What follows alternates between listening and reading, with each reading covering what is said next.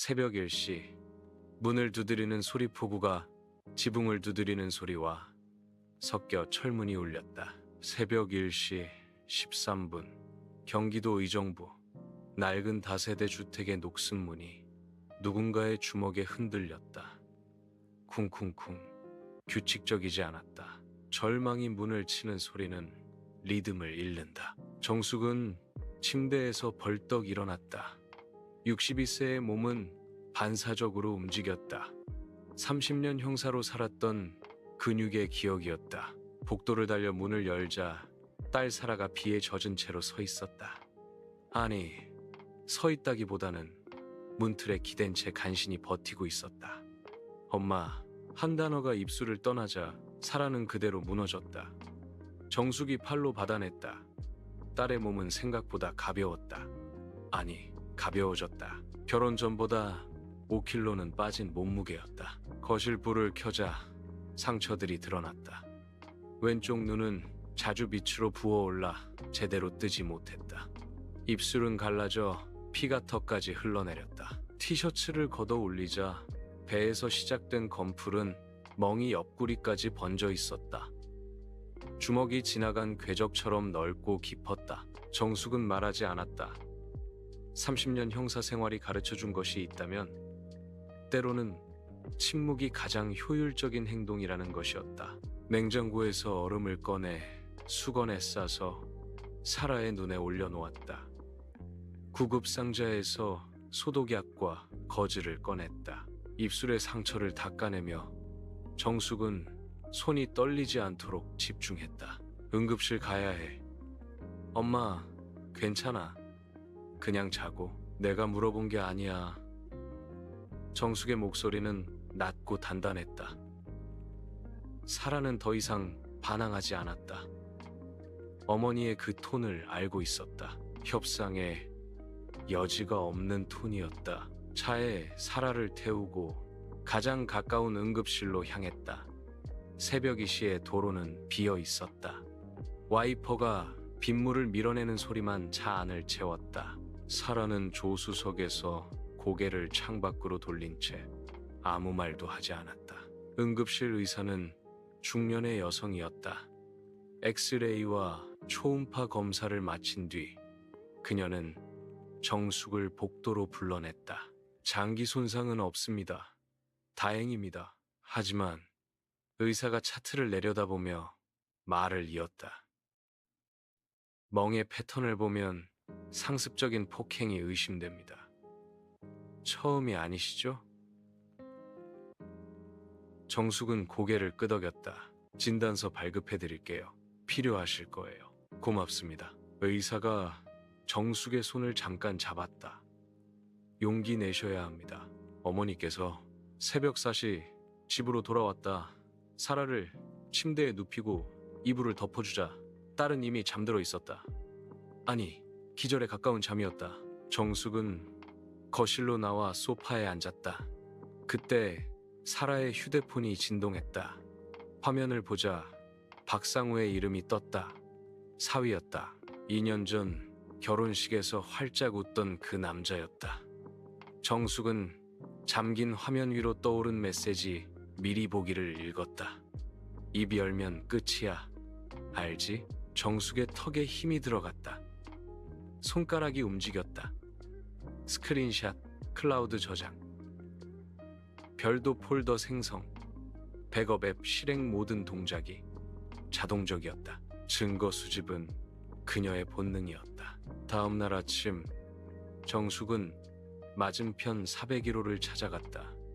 강미자 씨는 정숙보다 5살 많은 이웃이었다. 현관문을 열자 강미자가 이미 알고 있다는 표정으로 그녀를 맞았다. 어젯밤 일 다 봤어요. CCTV에? 네, 현관에 달아놨거든요. 사라 씨가 비 맞으면서 계단 올라오는 거 다 찍혔어요. 정숙은 가슴이 뛰는 것을 느꼈다. 영상 복사 가능할까요? 당연하죠. 잠깐만요. 강미자는 5분 뒤 USB를 들고 나왔다. 경찰 출신이시잖아요. 이거 증거로 쓰실 거죠? 제가 증인으로라도 나설게요. 정숙은 USB를 받아 쥐었다. 작은 플라스틱 조각이 이토록 무겁게 느껴진 적이 없었다. 집으로 돌아와 컴퓨터에 영상을 저장하고 외장하드에 추가 백업했다. 화면 속에서 사라는 계단을 하나씩 오르고 있었다. 한 손으로 벽을 짚으며 다른 손으로는 배를 감싼 채 정숙은 마우스를 내려놓고 두 손으로 얼굴을 감쌌다. 형사로 살았던 30년, 수백 건의 사건을 다뤘다. 살인, 폭행, 사기, 그 어떤 사건도 이토록 가슴을 조이지 않았다. 피해자가 내 딸일 때 모든 훈련은 무용했다. 내가 뭘 놓친 거지? 죄책감이 밀려왔다. 사라의 작아진 목소리, 줄어든 웃음, 피해가는 눈빛 모두 신호였다.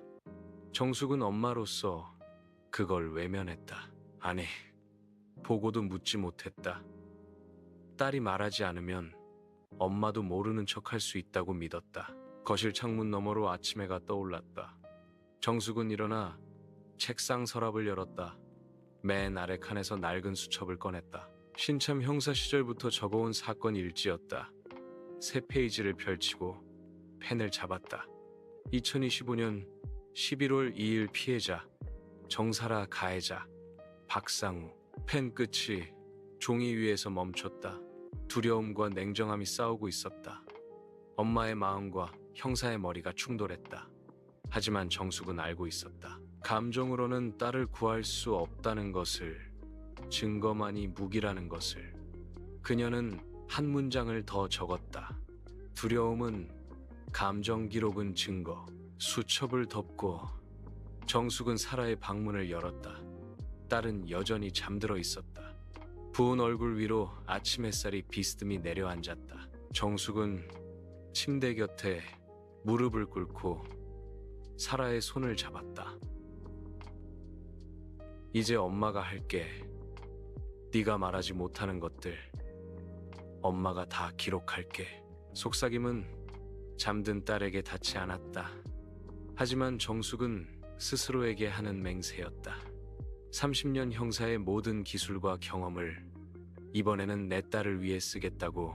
창밖에서 까마귀 한 마리가 울었다긴 하루가 시작되고 있었다. 증거의 시간, 기록이 말하게 하라. 정숙은 서재 책상 앞에 앉아 노트북을 켰다. 새벽 6시, 사라가 아직 잠든 시간이었다. 화면이 밝아지자 그녀는 새 폴더를 만들었다. 폴더명은 단순했다. 사라. 하지만 그 안의 구조는 달랐다. 30년 형사 생활이 만든 체계였다. 사라 2. 의료기록 2. 물리적 증거 2. 3. 디지털 증거 2. 4. 증인 진술 7. 5. 법률 문서. 첫 번째 파일은 진단서였다. 2025만 1102 213 ER 진단서 의정부 성모 PDF. 파일명만 봐도 언제, 어디서, 무엇인지 한눈에 들어왔다. 정숙은 원본을 스캔하고 추가로 3곳에 백업했다. 클라우드, 외장하드, 그리고 USB. 두 번째는 사진이었다. 어젯밤 응급실에서 찍은 사라의 상처들. 정숙은 각 사진을 확대하며 확인했다. 왼쪽 눈의 멍, 찢어진 입술, 배와 옆구리에 광범위한 타박상.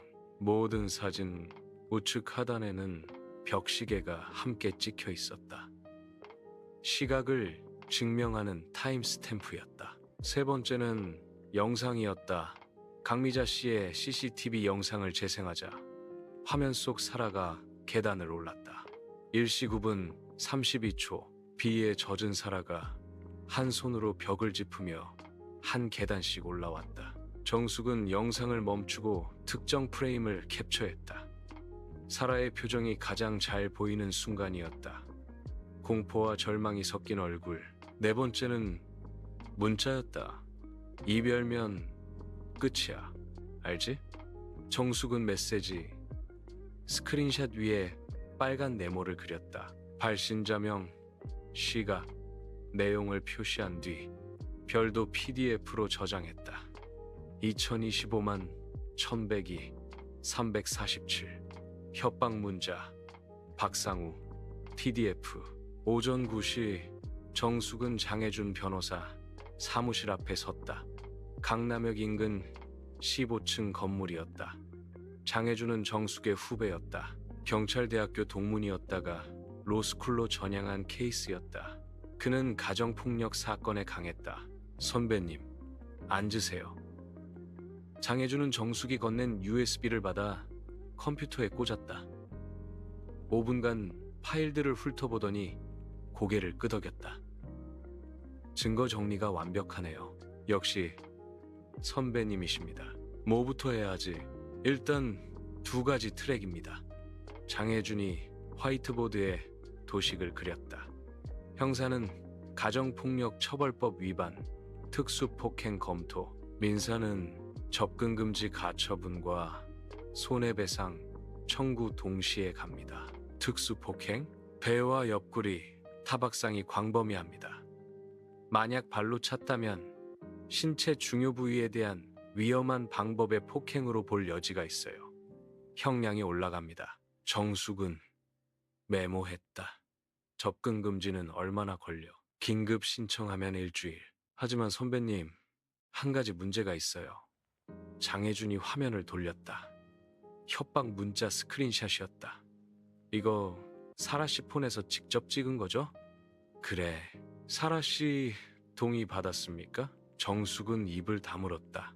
받지 않았다. 선배님, 알잖아요. 타인 휴대폰 무단 열람은 통신비밀보호법 위반입니다. 설령 딸이라도. 장혜준이 한숨을 쉬었다. 일단 사라 씨 깨어나면 동의서 받으세요. 소급 동의라도 받아야 합니다. 정숙은 고개를 숙였다. 급한 마음에 절차를 건너뛰었다. 형사 시절이었다면 절대 하지 않았을 실수였다. 알겠어? 바로 처리할게. 사무실을 나와 주차장으로 향하는데 휴대폰이 울렸다. 등기과 김준호였다. 20년 지기 후배였다. 선배님, 이거 확인 좀 해보세요. 뭔데? 선배님 명의 토지 소유권 이전 신청 들어왔어요. 경기도 포천 쪽이며 이필지. 정숙의 발이 멈췄다. 내가 언제 땅을 판다고 했어? 그게 위임장이 첨부돼 있긴 한데요. 좀 이상해서요. 서명이 평소 선배님 필체랑 다릅니다. 서류 사본 바로 보내줄 수 있어? 지금 보낼게요. 2분 뒤 정숙의 메일함에 PDF가 도착했다. 파일을 열자 위임장이 보였다. 위임인 정정숙 좀 수임인 박상우. 정숙은 서명란을 확대했다. 정정숙이라는 3글자가 삐뚤삐뚤했다. 정숙의 필체는 각이 졌지만 이건 둥글었다. 지붕 받침의 위치도 달랐다. 이 새끼가. 정숙은 이를 갈았다. 박상우는 폭력만 휘두르는 게 아니었다. 장모의 재산까지 노리고 있었다. 그것도 서류 위조라는 범죄를 동원해서. 준호야, 이거 접수 보류 걸 수 있어? 일단 위조 의심으로 경찰 신고 들어가면 자동 중지됩니다. 제가 먼저 담당자한테 얘기해 둘게요. 고맙다. 정숙은 차에 시동을 걸었다. 목적지는 하나였다. 박상우의 직장. 오후 2시 정숙은 의정부역 근처 좁은 골목에 섰다. 간판에는 대박폰이라고 써 있었다. 중고폰 매입과 귀금속 매입을 겸하는 점포였고 뒤쪽에는 대부업 사무실이 딸려 있었다. 박상우가 운영하는 가게였다. 정숙은 맞은편 커피숍에 자리를 잡았다. 창가 좌석에서 가게 입구가 훤히 보였다. 그녀는 노트를 펼치고 시간별로 기록을 시작했다. 14, 3, 상우 출근 확인, 회색 후드티, 청바지 14, 27, 남성 고객, 일명 입장, 중고폰 매입 추정, 15. 여성 입장 20대 후반. 긴 생머리 가게 안쪽으로 이동. 3시간을 앉아 있었다. 그 사이 박상우는 6번 가게 밖으로 나왔다. 담배를 피우거나 전화를 받았다. 정숙은 망원렌즈로 사진을 찍었다. 통화하는 표정, 담배 피우는 자세, 웃는 모습까지. 오후 6시 한 여자가 다시 나타났다. 오후에 왔던 그 여자였다. 이번에는 손에 테이크아웃 커피 2잔을 들고 있었다. 가게 안으로 들어가자 박상우가 웃으며 맞았다. 두 사람은 가게 뒤쪽으로 사라졌다. 정숙은 옆 테이블 젊은 남자에게 물었다. 저기 대박폰이요. 사장님 자주 봐요? 아, 네. 저 여기 단골이에요. 여자분이 자주 오나요? 남자가 고개를 끄덕였다. 거의 매일 오는 것 같던데요. 여자친구 아닐까요? 결혼은 안 한 것 같아요? 글쎄요. 그건 잘. 남자가 말을 흐렸다. 정숙은 더 묻지 않았다. 충분했다. 집으로 돌아오니 오후 7시였다. 사라는 것을 소파에 앉아 멍하니 TV를 보고 있었다. 얼굴에 부기가 조금 빠졌지만 여전히 왼쪽 눈은 제대로 뜨지 못했다. 사라야. 응, 엄마. 정숙은 소파에 앉아 딸의 손을 잡았다. 어젯밤 네 휴대폰 엄마가 봤어. 문자. 사라의 몸이 굳었다. 미안해. 허락도 안 받고. 정숙이 계속 말했다. 그런데 그 문자 증거로 써야 해. 동의해 줄 수 있어? 사라는 한참 동안 아무 말도 하지 않았다. 그러다 작게 물었다. 엄마, 나 어떻게 되는 거야? 어떻게 되긴? 네가 자유로워지는 거지. 근데 사라의 목소리가 떨렸다. 무서워. 정숙은 딸을 안았다. 나도 무서워. 그런데 우리 지금 기록하고 있잖아. 무서워도 기록은 남아. 기록이 너를 지킬 거야. 사라가 천천히 고개를 끄덕였다. 동의할게. 정숙은 휴대폰을 꺼내 녹음을 켰다. 사라야, 다시 한번 말해줄래? 네 휴대폰 문자 내역을 증거로 사용하는 것에 동의한다고. 네, 동의합니다. 사라의 목소리는 작았지만 분명했다. 녹음을 멈추고 정숙은 파일을 저장했다. 2025만 1102 1904 사라동의 음성 좀 M4A. 그리고 딸을 다시 안았다. 밤 11시 정숙은 서재로 돌아왔다. 책상 위에는 오늘 하루 수집한 증거들이 쌓여 있었다. 위조된 위임장, 박상우의 동선 기록, 내연녀로 추정되는 여자의 사진, 사라의 동의에 녹음독. 그녀는 노트북을 열고 모든 파일을 해당 폴더에 정리했다. 폴더 구조가 점점 채워졌다. 증거라는 벽돌이 하나씩 쌓이고 있었다. 정숙은 새 문서를 열어 타임라인을 작성하기 시작했다. 2023년 5월 사라, 박상우와 결혼. 2024년 8월경 첫 폭행, 추정, 사라 진술, 필요. 2025년 11월 2일 13. 심각한 폭행, 응급실 이송. 2025년 11월 2일 재산 위조 시도. 발각. 타임라인은 아직 비어있는 칸이 많았다. 하지만 정숙은 알고 있었다. 증거는 시간이 지날수록 쌓인다는 것을, 그리고 쌓인 증거는 반드시 말한다는 것을. 그녀는 수첩 첫 페이지에 적었던 문장을 다시 읽었다. 두려움은 감정, 점, 기록은 증거. 그리고 한 줄을 더했다. 분노는 휘발된다. 기록은 남는다. 창밖은 어두웠다. 하지만 서재 책상의 모니터는 밝게 빛나고 있었다. 폴더 안에서 파일들이 차곡차곡 쌓여갔다. 정숙은 마우스를 놓지 않았다. 밤은 아직 길었다. 검은 거래, 위주와 외도. 오후 9시.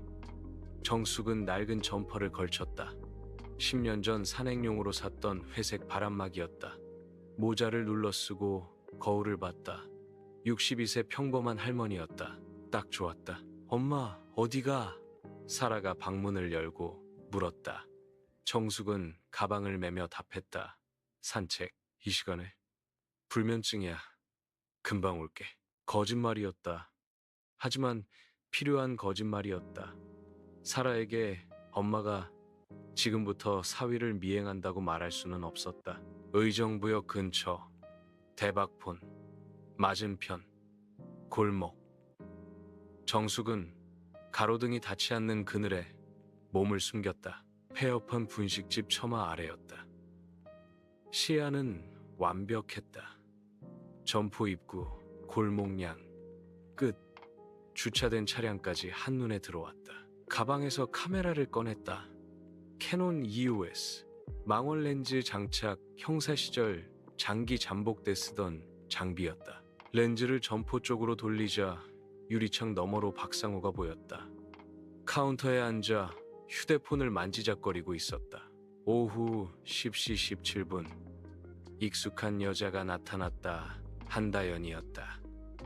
긴 생머리, 검은 패딩, 높은 굽부츠. 그녀는 주변을 한번 둘러보고 점포 안으로 들어갔다. 정숙은 연속 촬영 모드를 켰다. 카메라가 조용히 셔터를 눌렀다. 다연이 들어서는 순간, 박상우가 일어나 그녀를 맞는 순간, 두 사람이 웃으며 악수하는 순간. 아니, 악수가 아니었다. 박상우의 손이 다연의 허리로 내려갔다. 클릭덩 클릭덩 클릭덩. 정숙의 손가락이 셔터를 눌렀다. 감정은 접었다. 지금 필요한 건 분노가 아니라 초점이었다. 오후 10시 42분. 두 사람이 점포 밖으로 나왔다. 박상우가 셔터를 내리고 자물쇠를 채웠다. 다연이 그의 팔짱을 꼈다. 두 사람은 골목 안쪽으로 걸어갔다. 정숙은 거리를 두고 따라갔다. 50m 간격 점가로등 그늘을 이용했다. 두 사람은 모텔 밀집 지역으로 향했다. 로얄 호텔이라는 네온 사인 앞에서 멈췄다. 정숙은 반대편 골목에 섰다. 망원 렌즈를 최대로 당겼다. 뷰파인더 안에 완벽한 구도가 잡혔다. 네온 사인 로얄 호텔. 그 아래 박상호와 한다연. 왼쪽 하단에 가게 입구 시계 22, 51. 오른쪽에 박상호의 차량. 번호판 27호 3521. 클릭 사진은 곧 움직이지 않는 증언이었다. 시간, 장소, 인물이 한 프레임에 담겼다. 누가 봐도 부정할 수 없는 증거였다. 두 사람이 호텔 안으로 사라졌다. 정숙은 자리를 뜨지 않았다. 카메라를 내리고 보온병에서 커피를 마셨다. 차가웠다. 11월 밤 공기는 뼛속까지 파고들었다. 하지만 정숙은 익숙했다. 겨울밤 잠복은 형사의 기본이었다. 새벽 1시 23분. 두 사람이 나왔다. 박상우가 다연의 어깨를 감싸고 있었다. 그들은 주차장으로 향했다. 차에 시동을 걸고 사라졌다. 정숙은 카메라 메모리를 확인했다. 오늘 밤 촬영본 147장. 그녀는 만족스럽게 고개를 끄덕이고 집으로 향했다.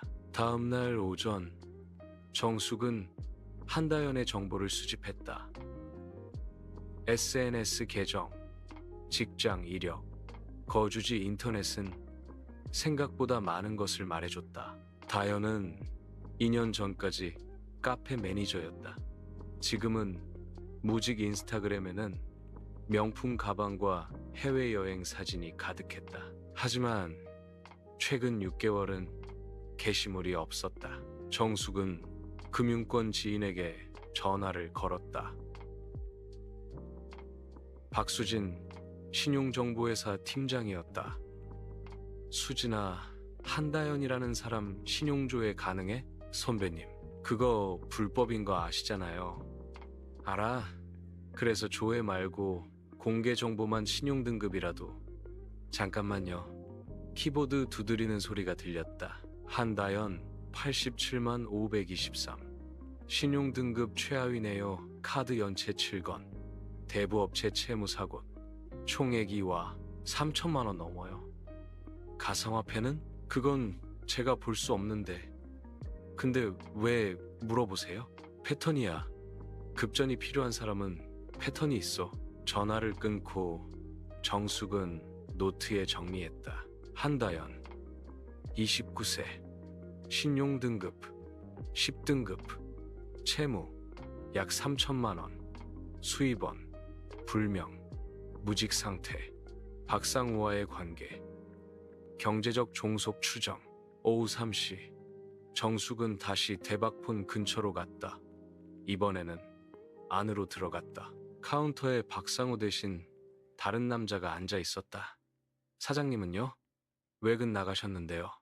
아, 그럼 혹시 한다연 씨 계세요? 남자가 고개를 가로저었다. 여기 한다연이라는 분은 없는데요. 아, 제가 잘못 알았나 보네요.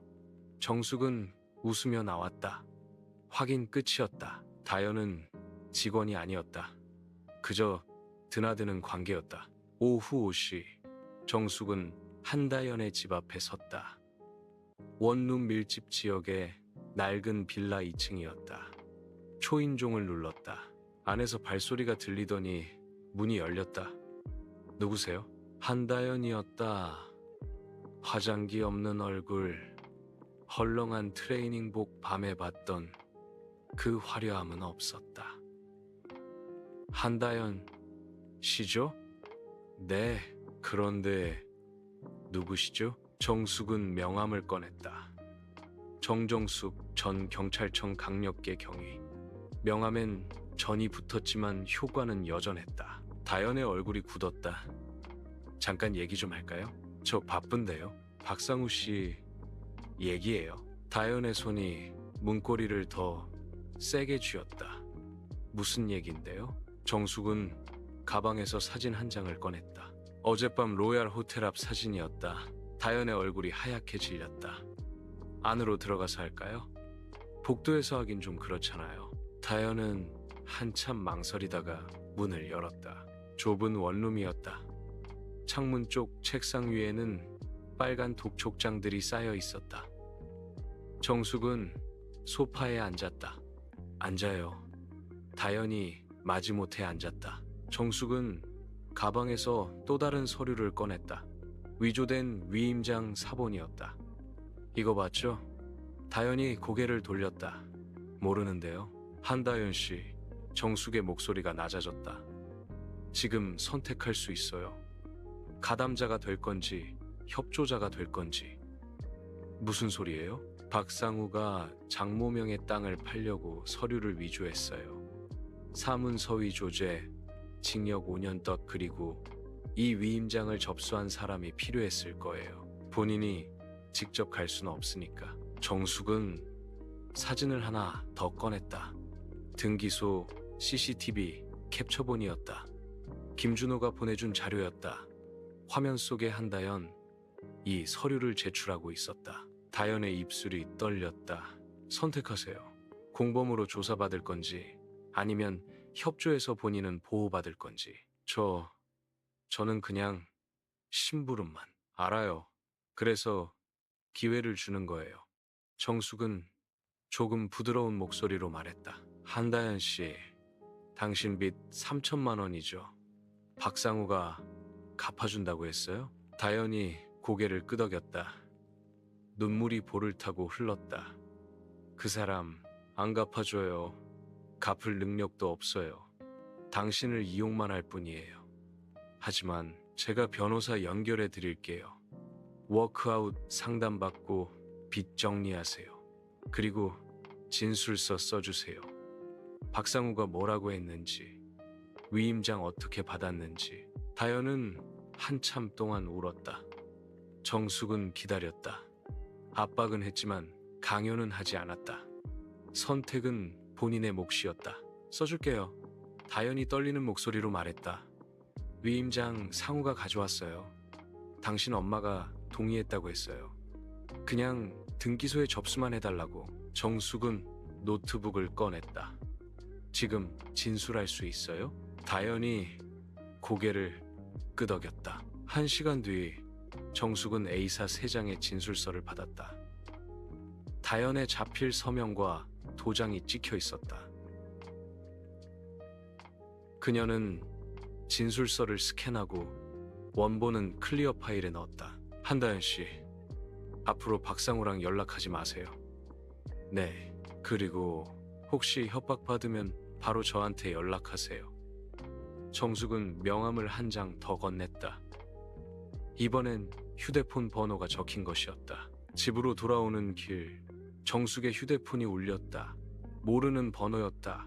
받지 않았다. 5분 뒤 또 울렸다. 같은 번호였다. 정숙은 받았다. 정숙 씨죠? 남자 목소리였다. 젊고 거칠었다. 누구시죠? 상우, 형, 친구요. 형이 하는 말 들어보래요. 가정사 가지고 너무 오버하지 말라고. 사위 죽이기 오지게 하네. 정숙은 차를 세웠다. 지금 누구 협박하는 거예요? 협박? 에이, 그냥 충고지.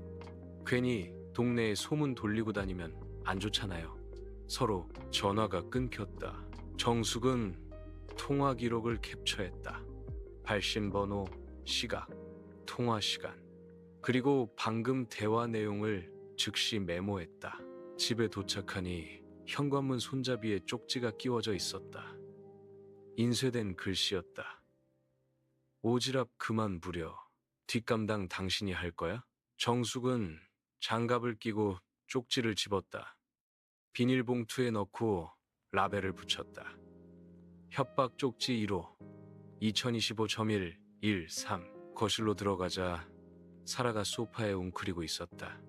엄마, 아까 전화 왔어. 모르는 번호인데 받으니까 욕하고 끊었어. 정숙은 딸을 안았다. 괜찮아. 다 기록하고 있어. 엄마, 우리 이거 계속해도 돼? 계속해야 해. 멈추면 지는 거야. 정숙은 휴대폰을 꺼내 오영민에게 전화를 걸었다. 의정부서 강력계장이었다. 20년 직이었다.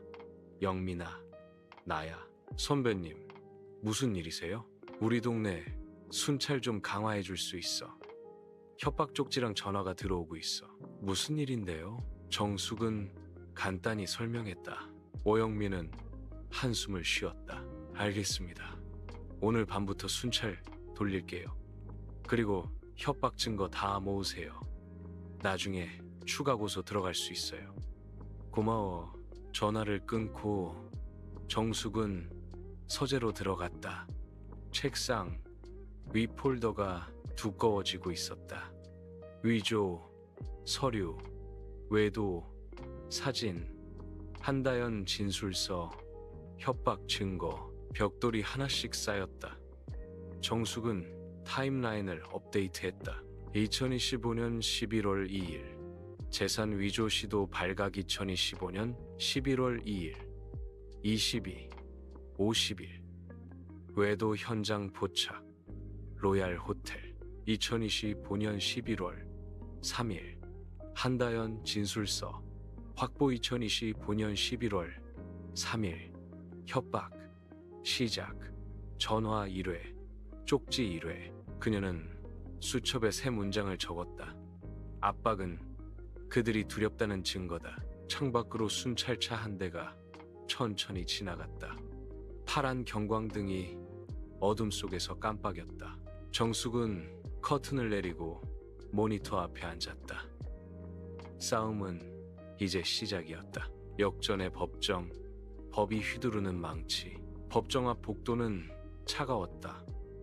형광등 불빛이 대리석 바닥에 반사되어 눈이 부셨다. 정숙은 벤치에 앉아 시계를 봤다. 오전 9시 47분. 재판 시작까지 13분 남았다. 옆에 앉은 사라가 목에 두른 스카프를 만지작거리고 있었다. 연보라색 실크 스카프였다. 아직 남아있는 모개멍을 가리기 위한 것이었다. 정숙은 딸의 손을 잡았다. 호흡 연습했지? 사라가 작게 숨을 들이쉬었다. 하나, 둘, 셋, 넷, 넷이었다. 하나, 둘, 셋, 넷. 지난 일주일간 매일 밤 연습한 호흡법이었다. 불안이 밀려올 때 중심을 잡는 방법. 장혜준 변호사가 복도 끝에서 나타났다. 손에 서류 가방을 든 채 빠르게 걸어왔다. 선배님, 준비됐습니까? 정숙은 가방에서 두툼한 파일을 꺼냈다. 증거 목록표, 여기요.